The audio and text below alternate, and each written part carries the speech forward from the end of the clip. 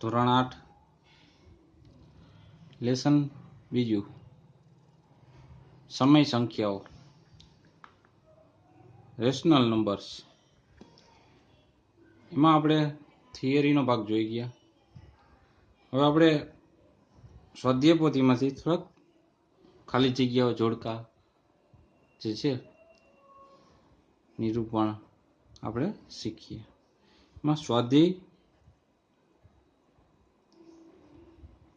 2.1 એમાં ખાલી જગ્યાઓ છે. ખાલી જગ્યાઓ આપણે જોઈએ તો પહેલી ખાલી જગ્યા એમ છે કે પ્રાકૃતિક સંખ્યા ગણને ખાલી જગ્યા વડે દર્શાવાય. તો પ્રાકૃતિક સંખ્યા ગણને શેના વડે દર્શાવાય? તો આપણે એને નંબર ન્યુમેરિકથી એનથી, પ્રાકૃતિક એટલે 1 થી શરૂઆત થતી હોય અને અનંત સુધી જતી હોય. ત્યારબાદ પૂર્ણાંક. પૂર્ણાંક સંખ્યા ગણને ખાલી જગ્યા વડે દર્શાવાય. એને પૂર્ણાંક સંખ્યાને z વડે દર્શાવાય. પૂર્ણાંક સંખ્યા 0 થી શરૂઆત થાય. ત્રીજી સમય સંખ્યા. સમય સંખ્યાને ગણને ખાલી જગ્યા વડે દર્શાવાય. સમય સંખ્યા એટલે પૂર્ણાંક સંખ્યાનો સરવાળો, એને ક્યુ વડે દર્શાવવામાં છે આલ્ફાબેટના. પ્રશ્ન ચોથો, ખાલી જગ્યા ચોથી. હવે આપણે ગણમાં 1, 2, 3, 4, 5 અનંત સુધી એ ખાલી જગ્યા સંખ્યા ગણ છે. આપણે જોઈએ 1 થી શરૂઆત છે. 1 થી શરૂઆત એટલે n પ્રાકૃતિક. તો જવાબ આવશે પ્રાકૃતિક. પ્રશ્ન ખાલી જગ્યા 5 0 થી શરૂઆત. 0, 1, 2, 3, 4, 5 થી અનંત સુધી એ ખાલી જગ્યા સંખ્યા ગણ છે. 0 થી શરૂઆત છે. 0 થી શરૂઆત એટલે પૂર્ણાંક z, બરોબર? એટલે પૂર્ણાંક સંખ્યા ગણ છે. 1 થી શરૂઆત થાય એટલે પ્રાકૃતિક, ને 0 થી શરૂઆત થાય એટલે પૂર્ણાંક. પ્રાકૃતિકને n વડે દર્શાવવાનું, પૂર્ણાંકને z વડે, અને સમયને q વડે દર્શાવે. છઠ્ઠી ખાલી જગ્યા જોઈએ. ખાલી જગ્યા સંખ્યાઓને ગણતરીની સંખ્યાઓ કહે છે. ગણતરીની સંખ્યા. ગણતરી હંમેશા 1 થી શરૂઆત થાય, બરોબર? 1 થી જાય એટલે પ્રાકૃતિક. કારણ કે 0 નો તો ગમે સાથે ગુણાકાર કરો તો 0 જ આવે, સરવાળો કરો તો ત્યાં ત્યાં શક્ય પડે. એટલે ગણતરીની સંખ્યા પ્રાકૃતિક n થી ચાલુ થાય. ખાલી જગ્યા એ પૂર્ણ સંખ્યા છે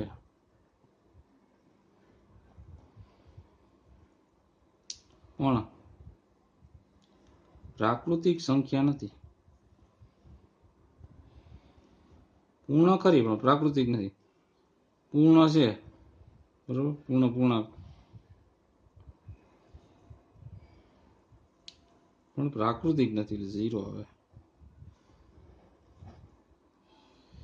3/4 એ ખાલી જગ્યા સંખ્યા છે.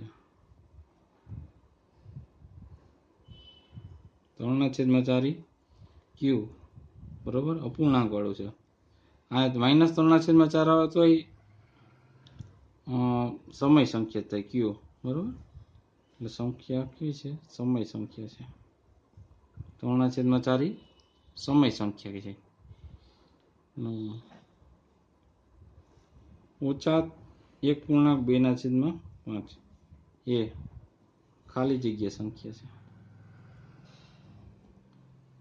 ઓછા 1/2 મિશ્ર સંખ્યા, બરાબર, માઇનસ વાળી, તો એ સમય થાય. કેવી થાય? સમય સંખ્યા. n થી ચાલુ થાય એટલે 1 થી ચાલુ થાય એટલે પ્રાકૃતિક, 0 થી પૂર્ણાંક, બરોબર.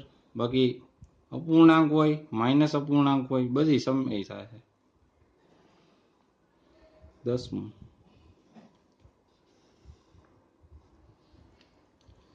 .5 એ ખાલી જગ્યા સંખ્યા છે. આ દશાંશ અપૂર્ણાંક એવા, તો એ સમય સંખ્યા થશે. 11મી ખાલી જગ્યા એ ખાલી જગ્યા 4 થી મોટી સંખ્યા છે. ઓપ્શનમાં આવ્યું છે -6 ઓછા 5.1/2 ઓછા 100 અને ઓછા 2. તેથી મોટી હોય તો એ ડાબી બાજુ, આની જમણી બાજુ, સોરી, માઇનસ એટલે જમણી બાજુ આવશે, મોટી થઈ. -2 જમણી બાજુની આવે છે, મોટી થઈ. 0 અને 2 ની વચ્ચે ખાલી જગ્યા સમય સંખ્યા ઓછી. કેટલી છે? 0 થી 2 ની વચ્ચે કેટલી સમય સંખ્યા છે? તો અસંખ્ય. સમય સંખ્યા એટલે અપૂર્ણાંક વાળી, આ રીતના અસંખ્ય મળે તમને. ખાલી જગ્યા નંબર 13, 1.2/5 ને સંખ્યા રેખા ઉપર દર્શાવવા 1 અને 2 વચ્ચે ખાલી જગ્યા સરખા ભાગ પાડીશું. 1 અને 2 ની વચ્ચે કેટલા ભાગ પડે? તો 5 1 5, 5 ને 5 1 5 7, બરોબર. 1 અને 2 ની વચ્ચે સરખા ભાગમાં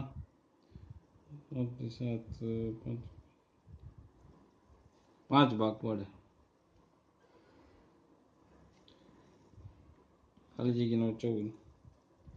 ખાલી જગ્યા સંખ્યાઓનો નિરૂપણ 0 ની ડાબી બાજુએ થાય. 0 ની ડાબી બાજુ નિરૂપણ હોય ને, એ હંમેશા ઋણ હોય. 0 ની જમણી બાજુ હોય એ હંમેશા ધન હોય. એટલે આ ડાબી બાજુનું પૂછ્યું એટલે ઋણ સંખ્યા એટલે માઇનસ.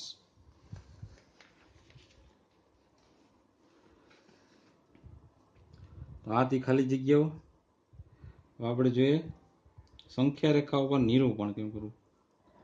બીજો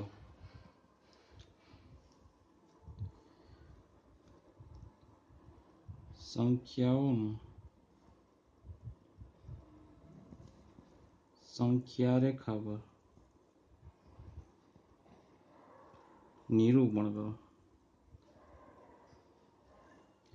આનાથી શરૂઆતમાં તમે કોઈ નિરૂપણ આ રીતના કર્યું નહીં હોય, પણ આ નવો મુદ્દો છે.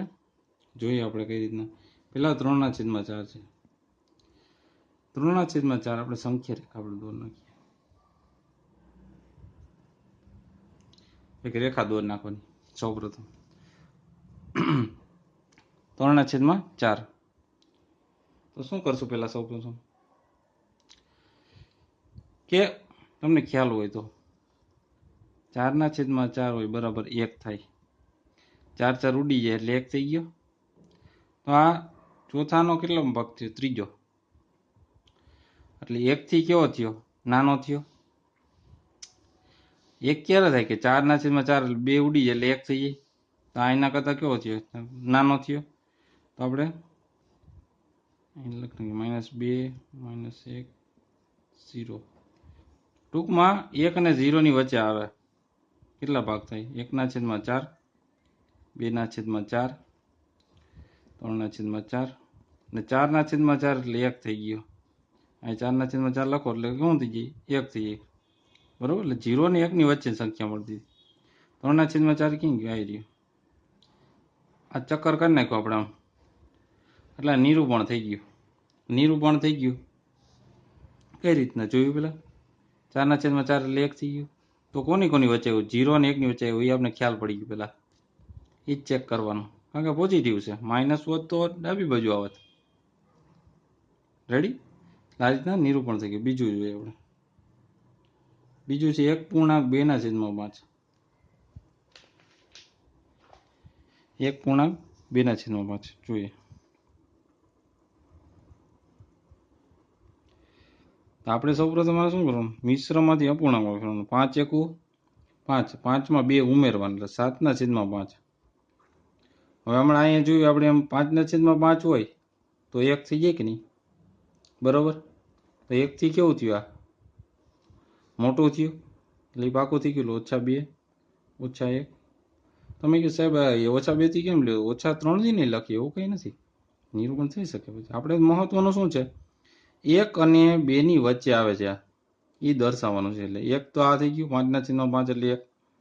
હવે અહીંયા 6/5, 7/5, 8/5, 9/5 અને 10/5 એટલે 2 થઈ જાય. આ 10/5 એટલે એવું કેમ 2 થાય? જુઓ, 5 2 10 થાય, વધે કેટલા? 2 વધે એટલે 2 થાય. 10/5 એટલે શું થઈ જાય? 2. આપણે શું જોઈએ છે? 1.2/5 એટલે શું થયું? 7/5. તો આ રહ્યું 7/5. પણ ઉપર આપણે શું લખ નાખવાનું? રકમ 1.2/5 એટલે થાય જેટલી 7/5 જ. રેડી? આ નિરૂપણ કરીશ, ચક્કર કરી નાખવાનું એની પર. તો સમજાઈ ગયું વિદ્યાર્થી મિત્રો કે સંખ્યા રેખાઓનું નિરૂપણ કેટલું સહેલું છે. આ એક નિરૂપણના તમને સારા એવા માર્ક્સ મળી શકશે. રોકડા માર્ક છે. ઓકે, થેન્ક યુ, આભાર.